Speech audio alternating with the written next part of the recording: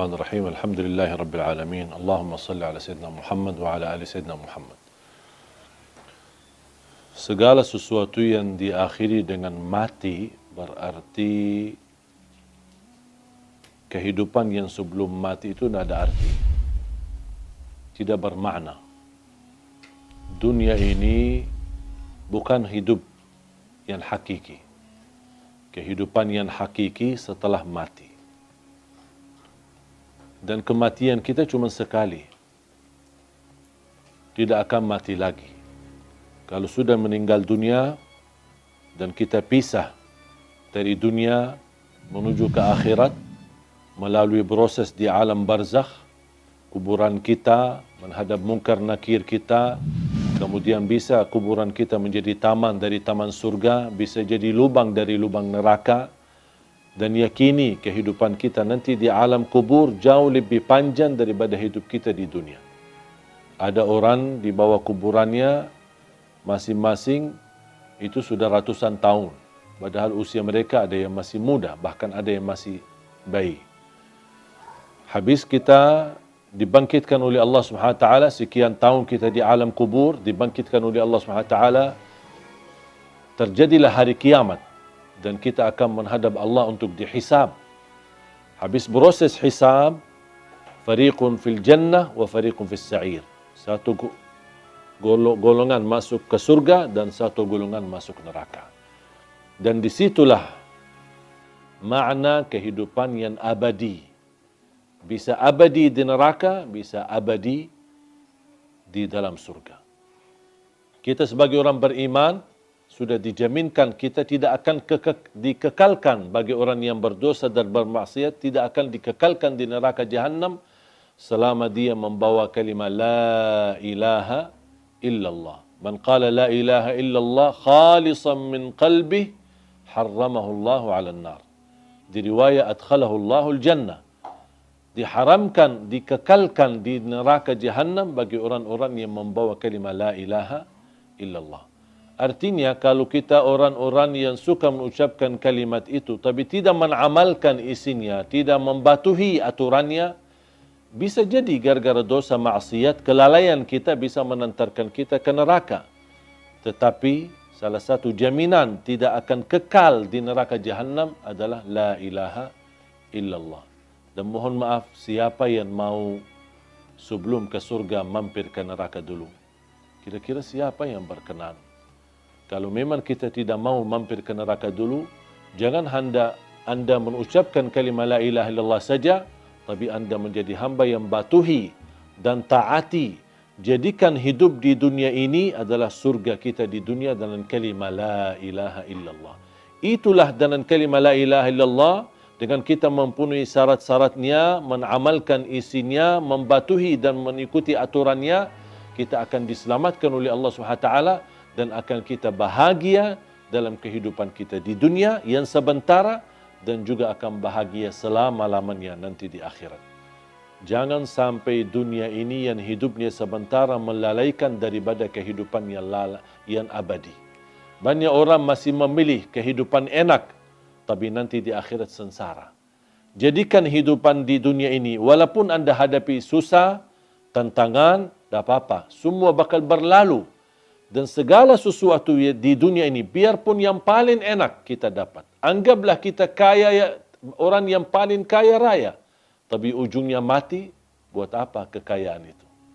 Buat apa kemewahan itu? Buat apa keindahan itu? Kalau saya akan nanti tinggalkan, akan menuju kepada kehidupan yang abadi. Makanya harus kita fikir cerdas untuk memperjuangkan kehidupan yang abadi, yang insyaAllah akan kita menjadi orang yang kekal di dalam surga Allah Subhanahu wa taala. InsyaAllah tanpa mampir ke neraka. Amin ya rabbal alamin. Ada satu tanda malaikatul maut cabut nyawa kita, itu sudah mati. Itu tandanya. Kenapa Allah Subhanahu wa taala sembunyikan kematian dan proses kematian itu? Bisa ada orang mati mendadak. Bisa ada orang mati karena kecelakaan. Bisa ada orang mati karena apapun terjadi Bahkan bisa ada orang karena sehat, tak ada apa-apanya, justru dia merawat orang tuanya, pulang pergi ke rumah sakit, malah justru anaknya yang mati duluan. Tidak ada yang bisa memastikan dan membuktikan ada tanda-tanda sebelum kematian. Tidak ada tanda melalui mimpi, tidak ada tanda dalam tubuh kita atau akan terjadi di waktu asar atau di waktu yang lain, tidak ada tanda sama sekali. Yang diberikan tanda kedekatan kematian adalah orang-orang yang tua, yang sudah tumbuh, rambutnya putih, sudah terlihat dari segi fisiknya lemah, dan banyak semakin tua usianya berarti sudah tanda mendekati kematian. Allah Subhanahu wa taala berfirman, kiamat aja dekat, wa narahu qariba. Kiamat aja yang kita merasa begitu jauh, masih lama prosesnya dan masih panjang kehidupannya menuju hari kiamat, Allah masih sebutkan hari kiamat itu sangat dekat. Dan menurut saya, tidak perlu kita fikirkan kapan kita mati atau apa tanda-tanda. Tetapi yang perlu kita fikirkan, mempersiapkan diri menghadapi kematian. Apa yang semestinya saya lakukan untuk menghadapi kematian, untuk menuju husnul khatimah. Itu yang perlu kita fikirkan.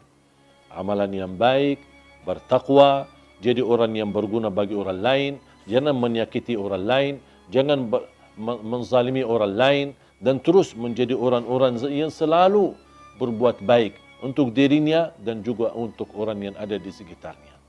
Jaga salatnya, jaga Qur'annya, jaga akhlaknya, dimanapun anda berada, itu semua menjadi tanda-tanda anda benar-benar mempersiapkan diri untuk menghadapi kematian. Kematian itu pasti kita akan ketemu. Tak ada orang yang bisa terhalang dari kematian. Kalau ada yang berhak dan boleh terhalang dari kematian, itu Nabi Muhammad sallallahu alaihi wasallam. Nabi Muhammad aja sudah mati, sudah meninggal dunia.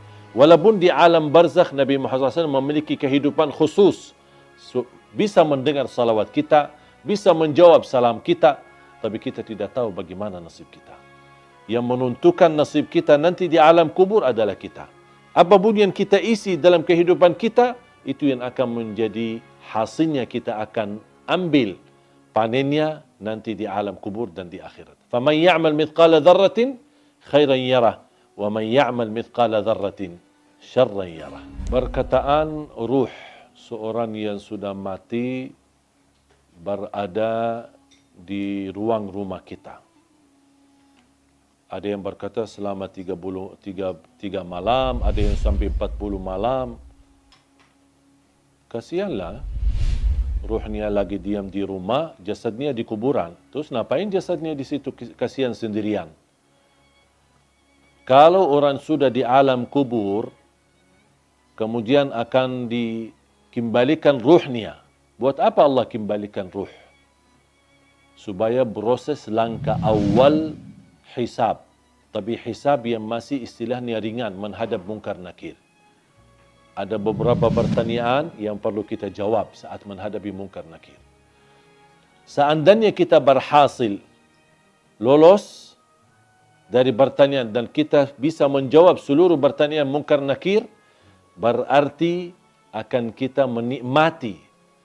Kalau lagi menikmati di alam kubur, bahagia, kuburan kita menjadi raudhatul riyadil jannah, taman dari taman surga. Buat apa ruh kita keluar dan diam di rumah kita selama 40 malam? Sebaliknya, kalau kita tidak lolos untuk menjawab pertanyaan mungkar nakir, berarti kita akan menghadapi kesiksaan yang amat pedih di dalam kubur. Dan tidak mungkin orang itu saat disiksa masih nyawanya bisa jalan-jalan kemana-mana, termasuk mampir ke rumah dan diam di rumah selama 40 malam.